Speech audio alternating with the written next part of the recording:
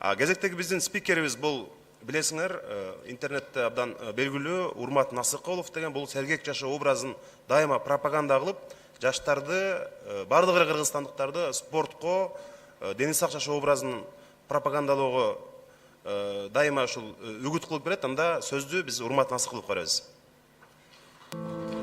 Урмат Насыкулов 29 жашта, коомдук активист. Тонус коомдук уюмунун негиздөөчүсү. Урмат Насыкулов 2 жыл коомдук телерадио каналда Тонус теле долбоорун көрүүчүлөргө тартуулаган. Урмат 2016 жылдан тартып күз деми, жаз деми, жөөгүлүктөр марафондорун өткөрүп келатат. Марафонго алгачкы жылы 350 күлү катышса, быйыл катышуучулардын саны 2000ге жетет. Ал ушул тапта Бишкектеги Change фитнес клубу жетектейт. Ал эми ал негиздеген Тонус коомдук уюму жаштарды дени сак жашоо менен ийгиликке жетүүгө, мекендин керегине жараган инсан катары калыптанышына оңой салып кошуп келет. Урмат Насыкулов саламат эл, күчтүү мамлекет урааны алдында эмгектенет. Арыбаңыздар, урматтуу мекендештер, саламатсыздарбы? Урмат Насыкулов менин атым. Бүгүнкү тема бул биздин өкмөткө, биздин парламентке болгон сунуштар спорт жана дени сак жашоо образы аркылуу реалдуу өлкөбүздү кандай өнүктүрсөк болот. Табият негизи адамды мындай кыймыл аракеттене турган жан кылып жаратса дагы, бүгүн техникалык жетишкендиктер, экологиялык бир шарттар бир өзгөчө олуттуу өзгөрүүлөрдү киргизип жатат да биздин жашообузга. Өзүңөр көрүп жатасыңар, абанын сапаты бузулуп жатат. Анан эгерде биздин кыргызстандыктардын ден соолугун бир адам деп мисал келтирсек, анда бир мондай мисал болот да. Бул адам орто эсеп менен 28 жашта экен. Болуп толуп турса дагы ички органдары бүт ооруларга басырылган, салмагы өтө көп, тамеки чеккен, арак ичкен бир адам болуп чыгат экен да. Анан биздин генофонд, биздин мамлекетибиздин келечеги бир коркунучта десек болот. Анткени бүгүнкү учурда кыргызстандыктардын ден соолугу абдан начарлап кетти. Буга далилдер бар. Мисалы, алыс деле барбай койсок болот. Өзүңөр билгендей, больницалар азыр толуп турат, көп оорулар жашарып кетти. Жылына 35 миңден адам бизде көз жумат экен. Алардын 90% болсо инфекциялык эмес оорулар экен да. Булар болсо жүрөк оорулары, ички органдардын жана өпкө, ошондой эле боор, азыр рак көбөйүп жатат. Ошондуктан аз кыймылдайбыз, туура эмес тамактанабыз, спорт менен машыкпайбыз. Ошондуктан ушундай бир абалга келип жатабыз да. Мындай бир маалымат бар экен, дүйнөлүк саламаттык сактоо уюмунун маалыматы боюнча Кыргызстанда 26% адам тамеки чегишет экен. Ар бир 4-чү кыргызстандык десек болот. Ар бир 10-чу кыргызстандык же 11% адам алкоголдук же спирттик ичимдиктерди ичет экен да. Бул болсо калктын дээрлик бир 97% мындай активдүү жашоо образы менен жашабай, диванда отуруп, өзүнүн салмагына контролдобой жүргөнүн бир маалыматтары бар экен да. Ошол эле уюмдун маалыматы боюнча Кыргызстанда жашоонун орточо узактыгы 70 гана жашты түзөт экен. Биз ойлойбуз, аябай көп жашайбыз. Бирок алдыңкы өлкөлөр бүгүн 82-84 жашка жетсе, биздики 70ке чейин экен да, орто эсеп менен. Алардын ичинде эркектер өзгөчө бир мааниге, анткени пенсияга жетпей 65 жашында көз жумуп жашат да. Дүйнөлүк рейтинг бар экен, саламаттык сактоо боюнча 190 өлкөнүн арасында 111 позицияда турат экенбиз бүгүнкү күндө. Жана ошондой эле бул оорулардын кесепети кандай эмнеден келип чыгат десе, өзүңөр билесиңер, бул дени сак жашоо образын жүргүзбөгөндүктөн, жана мен айтып кеткендей, жана менин коллегаларым айткандай, экологиянын бузулгандыктан болуп жатат да. Бул маалымат бир актуалдуу бир суроону туудурат. Биздин генофонд каякка баратат? Биздин өлкөбүздөгү калкыбыз калабы келечекте? Ушинтип өтүп кетебизби, жоголуп кетебизби деген реалдуу бир суроолор турат да бүгүнкү күндө. Анткени бүгүнкү биздин мамлекеттин, бүгүнкү биздин келечектин түздөн түз бул биздин саламаттык жана дени сак жашоо образга байланыштуу. Бирок биз бул жөн эле суроолорду койгонго келген жокпуз. Бүгүн биз реалдуу бир сунуштар менен келдик. Биринчиден, дени сак Кыргызстан 2025 деген улуттук программаны жүргүзсөк болот.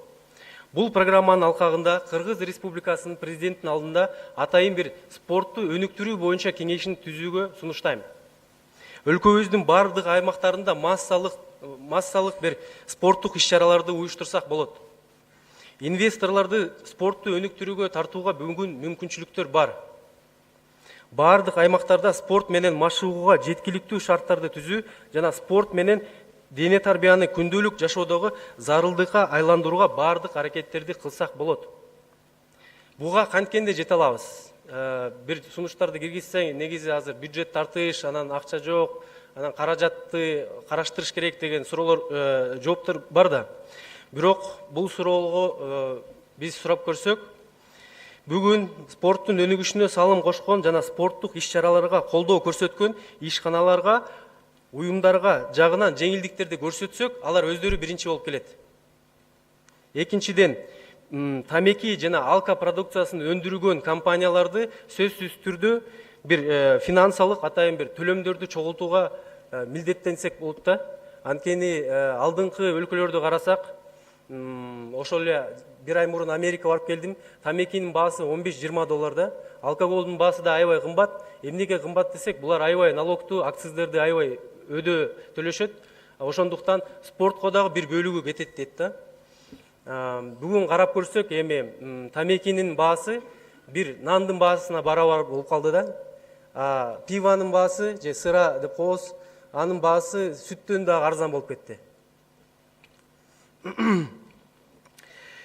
Активдүү жашоо образын модага кантип айлантсак болот? Эң биринчиден, бул массалык маалымат каражаттары жана интернет аркылуу спортту жана саламат жашоону активдүү пропагандалоо. Өлкөнүн бардык аймактарында жөө жана вело жарыштарды өткөрсөк болот. Буга көп деле каражат кереги жок. Атайын ден соолук күндөрүн жана жумалыктарын жарыялап уюштурсак болот. Калктын саламаттыгын жакшыртууга багытталган стратегиялык негиз катары мамиле кылып, бул иш-чараларды башында мамлекет башчылары жеке үлгүлөрү менен аракеттениш керек да. Анткени жакында Стамбулда марафонго катыштым, аякта мэр баш болуп, депутаттар чуркап өздөрү колдоп жатышат да ошо марафондорду, спорттук иш-чараларды. Анан бүгүн да биз күтөбүз, өлкөбүздүн башчылары ушу биздин марафондорго катышат, чуркашат биз менен чогуу, бизге жакшы үлгү болуп берет деген үмүттөбүз да. Бирок биз билебиз, жакында өзүбүз күздемей марафон өткөрдүк. Ага 2000ден ашык адам катышты. Канат Маратович өзү баш болуп катышып кетти да. Ага ыраазычылык этебиз. Дүйнөлүк тажрыйбадан алсак болот, алыс эле барбайлык. Жакында Америкага барып спорт эмнеге мынча өнүккөн, эмнеге ар кайсы жерде стадиондор бар, эмнеге адамдар мынча көп чуркашат десе, 70-жылдары биздикине окшогон абал болуптур да. Бюджет тартыш, адамдардын ден соолугу аябай начарлап кеткен, саламаттык сактоого кеткен бюджет, коргоого кеткен бюджеттен 3 эсе көбөйүп кеттир да. Анан Джимми Картер деген президент болгон, өзүңөр билесиңер, 39-президент. Бул атайын кеңеш түзүп, ошо активисттерди чогултуп, массалык маалымат каражаттарын чогултуп, ошондой бир поручение бериптир да. Достор, мындай улантсак болбойт. Өлкөбүздүн абалы начар, адамдарыбыз аябай семирип кетти, салмагы көп, арак ичишет, тамеки тартышат, келгиле бул абалды оңдойлу депчи. Ошондо атайын программа түзүлгөн, улуттук программа. Дени сак жашоо образы боюнча изилдеп көрсө, эң жеткиликтүү жана эң пайдалуу болуп бул жүгүрүүнү тааптыр да. Анан булардын стратегиясы боюнча максимальный эффект за минимальные средства деп бул программаны жүргүзгөн. 70-жылдары бул программа аткарылып келип, бүгүнкү күндө ар бир 8-чи американец чуркайт экен да. Өзүңөр билесиңер, Чикагский марафон деген бар, Нью-Йоркский марафон деген бар. Ал жерде 50 000, 60 000 адамдар катышат. бүгүн биз деле аракет кылып жатабыз. Кудай деп буйруса, ал санга жетпесек да бир 10 миң, 20 миң адам топтосок болот. Алыска барбай эле коелук, могу Алматыда өтүп жаткан марафондо 15 миң, 20 миң адам катышат. Ошондуктан бүгүнкү күндө реалдуу ушул биздин сунуштарыбыз угулат деп эсептейбиз. Биринчиден чакырууңуздарга рахмат. Бүгүнкү жаштардын добушу угулуш керек. Анан биз өзүбүздүн салымыбызды кошконго даярбыз. Рахмат. Чоң рахмат урмат сизге. Негизи эмне болбосун, тамекиби, аракпы, алкоголдуу ичимдиктер кымбаттатуу боюнча өкмөт же парламент демилге көтөрсөк тепкиге калабыз. Ошону сиздин айтканыңыз жакшы болду абдан. Бул жерде урмат сиздин сунушуңузду угуу үчүн атайын ошо Кыргыз Республикасынын өкмөтүнө караштуу жаштар иштери, дене тарбия жана спорт боюнча мамлекеттик агенттигинин директору Аманкулов Канат Маратович өзү отурат.